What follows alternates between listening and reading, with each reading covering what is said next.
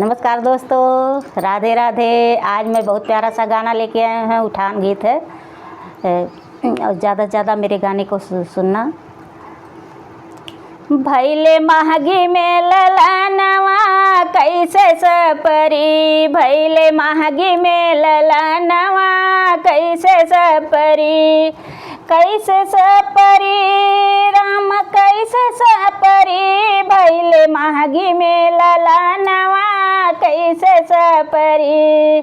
सास जी आई देवता मनन को मांगे अपन नेग, सास जी आई देवता मनन को मांगे अपन नेग।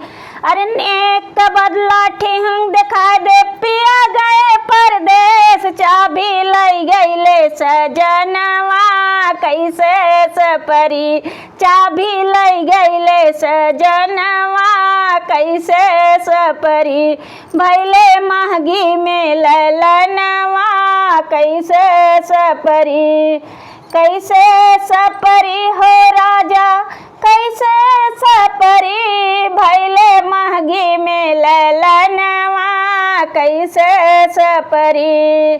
जेठनी जे आई पिपली पिसन को मांगई अपन ने, अरे जेठनी जे आई पिपली पिसन को मांगई अपना ने।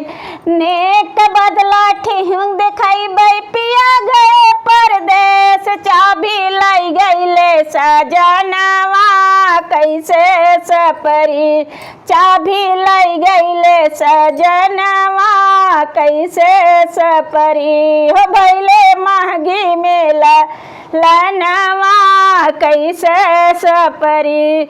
ननद जी आई काजला रगन को मांगे अपन ने, ननद जी आई काजला लगन को मांग अपन ने।